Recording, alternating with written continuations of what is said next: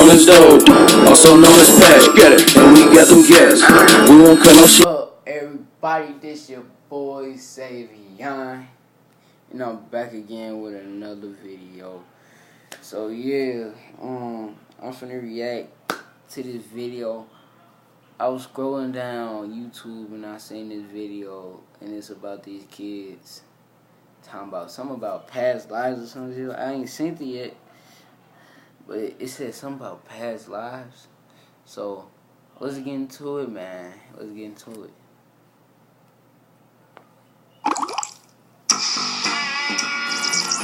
It looks interesting too. 6 creepy kids who remember their past lives. Reincarnation is a fascinating subject that has remained on the fringe of science. First of all, do you think it's true? Do you think put this down in the comments? Do you think it's true? Is it a true thing called? Well, is it true that people be reincarnated? But put it down in the description, man. Just let me know. Is it true or not? Study for too long. Fortunately, it has recently begun to attract serious interest from the scientific community. Amazing discoveries have been made, as multiple researchers have taken it upon themselves to study this intriguing and inexplicable, at least from a materialist scientific worldview, phenomenon. The interesting thing is that 100% of subjects who report past life remembrance are children. The average age when they start remembering their past life is at 35 months. And their descriptions of events and experiences from their past life are often extensive and remarkably detailed. We at Smart is the New Sexy collected 6 stories that will make you look at this world differently. Ready? Number 6. Sam Taylor. Born 18 months after his paternal grandfather died, he first began recalling details of a past life when he was just over a year old. When he was 1.5 years old, he looked up as his father was changing his diaper and said, "When I was your age, I used to change your diapers." He began talking more about having been his grandfather.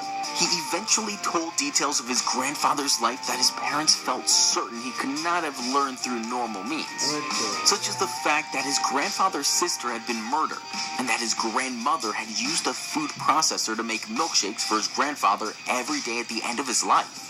Pretty remarkable, isn't it? Number 5, Ryan, a boy from the Midwest. Ryan's story began when he was 4 years old, when he was experiencing frequent, horrible nightmares. Once he turned 5, he made an announcement to his mother. He told her, "I used to be somebody else." He would often talk about going home to Hollywood and would beg his mother to take him there. He told her detailed stories about meeting stars like Rita Hayworth, dancing in Broadway productions, and working for an agency where people would frequently change their names. He even remembered that the name of the street he used to live on had the word rock in it. Cindy decided to check out some books about Hollywood from her local library, thinking that maybe something inside would catch her son's attention. And it did. Cindy said that once she found the below picture of the man Ryan claims to have been in his past life, everything changed. They decided to seek help from a famous psychiatrist who took on the case and started his research. After only approximately 2 weeks, a Hollywood film archivist was able to confirm the identity of the man in the photo. The picture was from a film titled Night After Night, and the man was Marty Martin, who had been a movie extra and then later became a powerful Hollywood agent before passing away in 1964. Martin had in fact danced on Broadway, worked at an agency where stage names were often created for new clients, traveled overseas to Paris, and lived at 825 North Roxbury Drive in Beverly Hills. Unbelievable, huh? That's crazy. Number 4. Chennai Chumalaiwang. Chennai is a boy from Thailand who, when he was 3 years old, began saying that he had been a teacher named Boyka, who had been shot and killed as he rode his bike to school. He pleaded and begged to be taken to Buakai's parents, who he felt were his own parents. He knew the village where they lived, and eventually convinced his grandmother to take him there. According to their research, his grandmother reported that after they got off the bus, Chennai led her to a house where an older couple lived. Chennai appeared to recognize the couple, who were the parents of Bua Kailana, a teacher who had been shot and killed on the way to school 5 years before Chennai was born. The fascinating thing is that Kai and Chennai had something in common. Kai, who was shot from behind, had small, round wounds on the back of his head, typical of an entry wound, and larger exit wounds on his forehead. Chennai was born with 2 birthmarks, a small, round birthmark on the back of his head, and a larger, irregularly shaped one towards the front. Number 3. The case of PM. PM was a boy whose half-brother had died from neuroblastoma 12 years before his birth. The half-brother was diagnosed after he began limping, and then suffered a pathological fracture on his left tibia. He underwent a biopsy of a nodule on his scalp, just above his right ear, and received chemotherapy through a central line in his right external jugular vein. At the time of his death, he was 2 years old, and blind in his left eye. Whoa. PM was born with 3 birthmarks that matched the lesions on his half-brother, as well as with a swelling 1 centimeter in diameter above his right ear and a dark, slanting mark on the lower right anterior surface of his neck. He also had what's known as a corneal leucoma, which caused him to be virtually blind in his left eye. As soon as PM started to walk, he did so with a limp, sparing his left side. And at around the age of 4.5 years, he spoke to his mother about wanting to return to the family's previous home, What? describing it with great Sorry, accuracy. what? He also spoke of his brother's scalp surgery, even though he had never been told of it before. That's crazy. Number 2. Kendra Carter. When Kendra began swimming lessons at the age of 4, she immediately developed an emotional attachment to her coach. Shortly after she started her lessons, she began saying that the coach's baby had died and that the coach had been sick and pushed her baby out. What? Kendra's mother was always at her lessons, and when she asked Kendra how she knew these things, her reply was, "I'm the baby that was in her tummy." Kendra What? went on to describe an What? abortion, and her mother later found out that the coach had indeed had an abortion 9 years before Kendra was even born.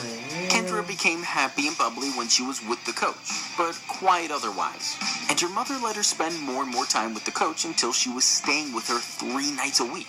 Eventually, the coach had a falling out with Kendra's mother and cut off the contact with the family. Kendra then went into a depression and did not speak for 4.5 months.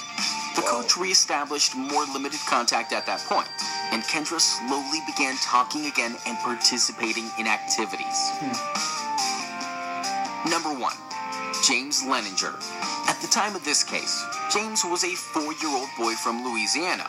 He believed he was once a World War II pilot who had been shot down over Iwo Jima, an island that the United States fought to capture in 1945. His parents first realized this when James started to have nightmares, waking up and screaming airplane crash and plane on fire. Whoa. He knew details about the World War II aircraft that would be impossible for a youngster to know. For example, when his mother referred to an object on the bottom of a model plane as a bomb, she was corrected by James, who informed her that it was a drop tank. In another instance, he and his parents were watching a documentary, and the narrator called a Japanese plane a Zero, when James insisted that it was Tony. In both cases, James turned out to be right. What? James also insisted that in his previous life, he had flown off a ship named the Natoma, which, as the Leningers discovered, was a World War II aircraft carrier. James said that his previous name was also James. And shockingly, in the USS Natoma Bay Squadron, there was a pilot named James Huston, who had been killed in action over the Pacific Ocean. Ask yourself, how could a 2-year-old in Louisiana remember being a World War II pilot shot down over the Pacific? What do you think of all these stories? Probably you also remember... Son, my mind is blown. Like, I don't know what to think, but some more videos will be coming on the way, man. Everybody like, comment, and subscribe, man. If y'all want to see this video, the link will be down below, man. I'm blown, but anyways, yeah, Savion out. We out. Peace. Make sure everybody go like, comment, and subscribe, and be a part of the notification squad.